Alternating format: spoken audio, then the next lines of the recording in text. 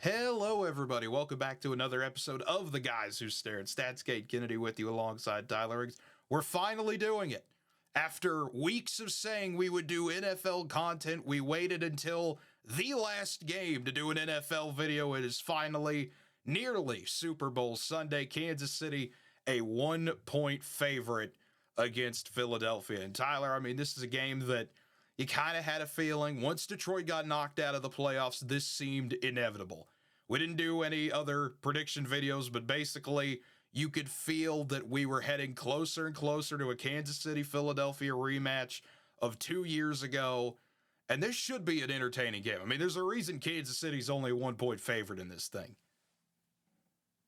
Yeah, no, it should be a fantastic matchup. Obviously, second time in 3 seasons these teams have played each other for the Super Bowl. So, um, the Eagles, man, like I said, they just once you saw Detroit wasn't quite where they needed it to be, partly due to all those injuries.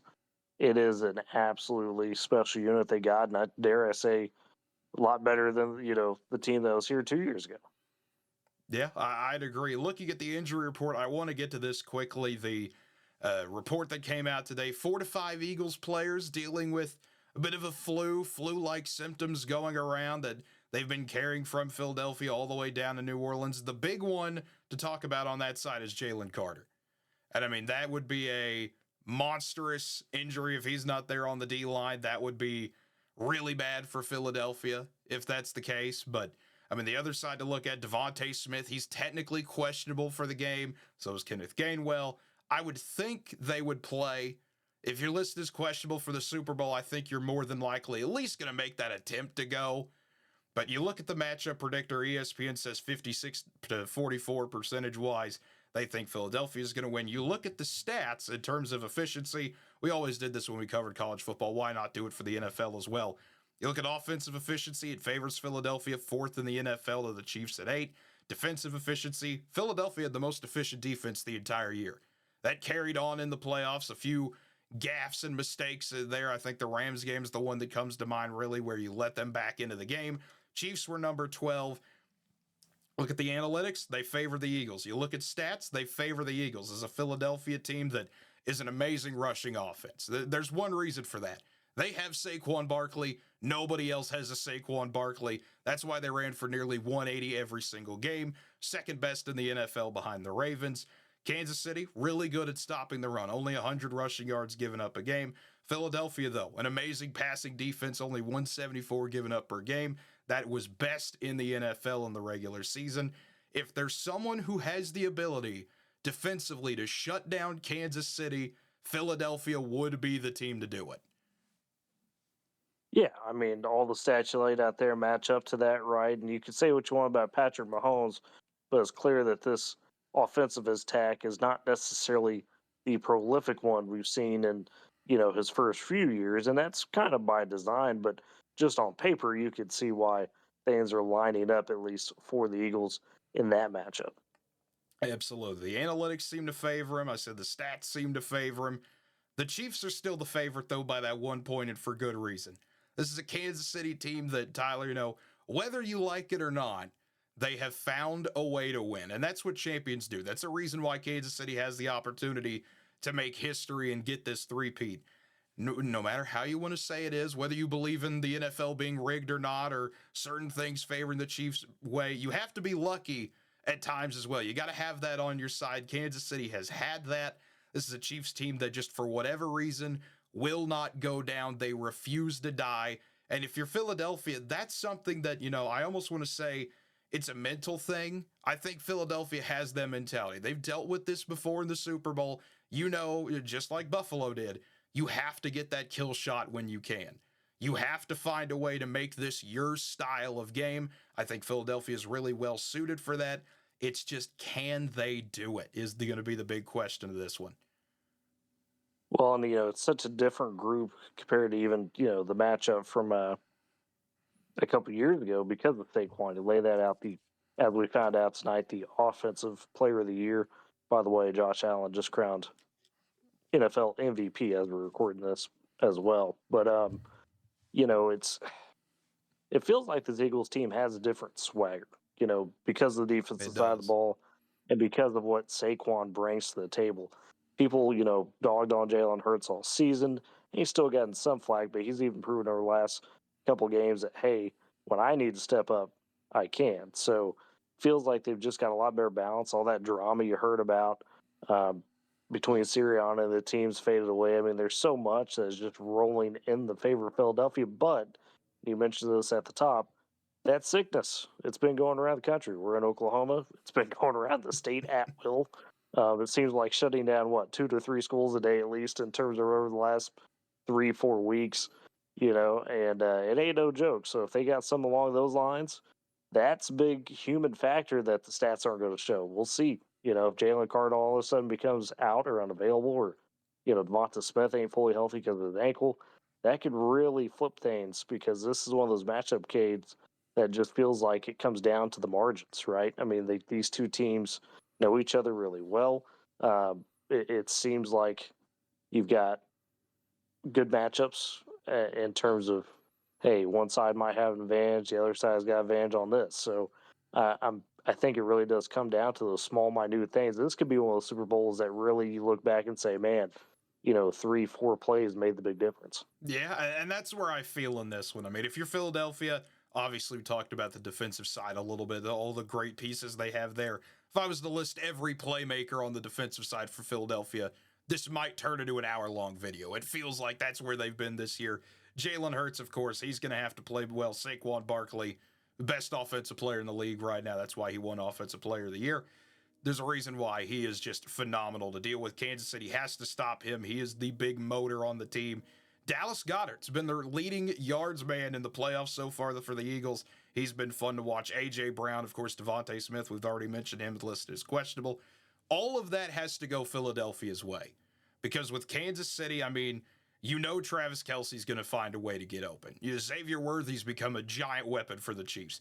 You even have DeAndre Hopkins and Hollywood Brown, Kareem Hunt. You have kind of all these players that, have worked really well as pieces for Kansas City this playoff run. It's just Kansas City, Tyler. I hate saying this because I think we're both, I don't know if you're in agreement with me on this. Everyone in the country is rooting against Kansas City. I'm rooting against Kansas City. I don't know if you're rooting against them or not. Of course, you mentioned we're here in Oklahoma. Oklahoma fan. Hope Jalen Hurts gets his ring. But man, it's just something about this game. The way it just feels the build up to it. And the illness is added to it too. It just almost feels like it's destiny that Kansas City gets this three-peat, which I hate saying that. I don't want to see it happen. I openly admit I'm biased. I will always be the first to admit that. But it just feels like Kansas City is going to find a way to get this done. Kate, I will say this. I'm not necessarily rooting for a team in this just because you've got, obviously with us being Oklahoma guys, hey, I'd be cool with Jalen winning it.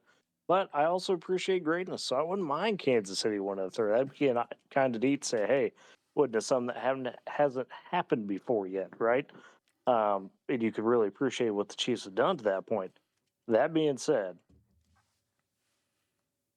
I know the Chiefs are that team. They've entered to me that phase of, the Patriots under Brady and Belichick where you just can't bet against them, right? You can't bet against them until you see it happen. And that's exactly where I'm But, at. but with that said, the momentum, the togetherness that this Eagles team has put out down the stretch, everybody's playing for each other. You got Devonta Smith, A.J. Brown, they're being unselfish about what they could be. They're letting Saquon be that guy. The defense is clicking. Yeah, you worry a little bit about the sickness, but I think on paper and in real life, I believe Philadelphia's been playing the best ball in the league down the stretch. So I think you got to go with the hot hand. I think the Eagles learned their lesson from a couple of years ago, rebuilt wisely, and have reloaded. Give me Philadelphia to get over the top. I think they end the Chiefs' chances of that three-peat and kind of disappoint a lot of the Chiefs' kingdom. And it'll be a big, big day for Philadelphia. Well, there I you think go. Saquon, Wow. just to see him get the title, I think that's going to be a big factor for a lot of these guys to know, hey, we got a good, they got a good mix of young pups and they got hungry guys that were there a couple of years ago that didn't get it done. And I think that's going to motivate them over the top, illness or not. Give me Philadelphia. Well, there you go. I like your reasoning. I hope you're right, Tyler. It's very rare. Usually, we want our side to win. You always root for the person you pick. That always is how we did it on the college side. But I hope you're right, because I have some people that I know will be calling me 5 seconds after the game ends, if not. But either You want way, to be a primetime hater, yeah. I got you. I got you. exactly. It's one of those where it is We going to all be know that exciting. annoying Chiefs fan in our life. I mean, it feels like it. You either know them or you've seen them online. That's just how it is. Yeah, But, and not to say all Chiefs fans are like that, but there's no. definitely those ones out there. And I mean, and that's an every fan base thing. If you've won back to back It titles and is. you're on your way to a third, that's not singling out Kansas City. It's just you're the one in power Yeah, right now, so you're going to get the shots from everybody. But either way, that's right. I think Kansas City, it's just one of those. It's not like you said, I think Philadelphia is the hotter team.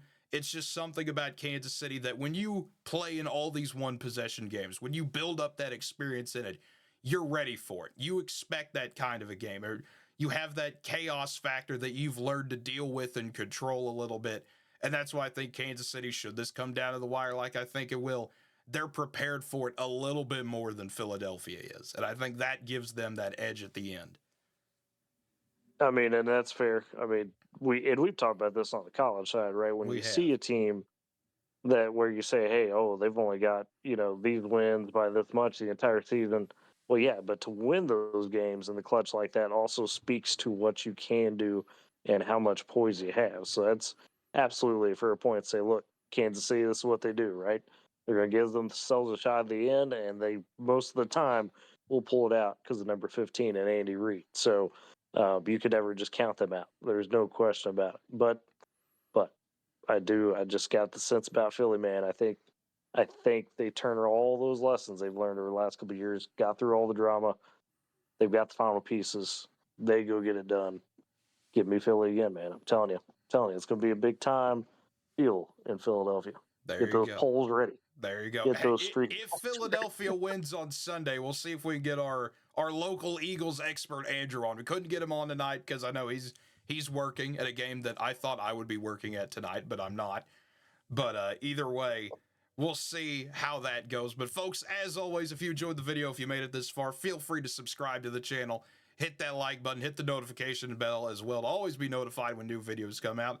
And leave a comment down below. We do read those. If you watched the Depressed Mavs fan video, we did read those. People say, they needed that. Some people saying make the screen bigger. You're welcome, by the way. All those fun things there. But It was a folks, good therapy session. Good therapy it session. was. It was. Go watch that if you haven't, to watch me scream. That is not a fun video for me, obviously, but I'm sure it's fun for somebody else. But folks, as always, until next time, have a good one, everybody.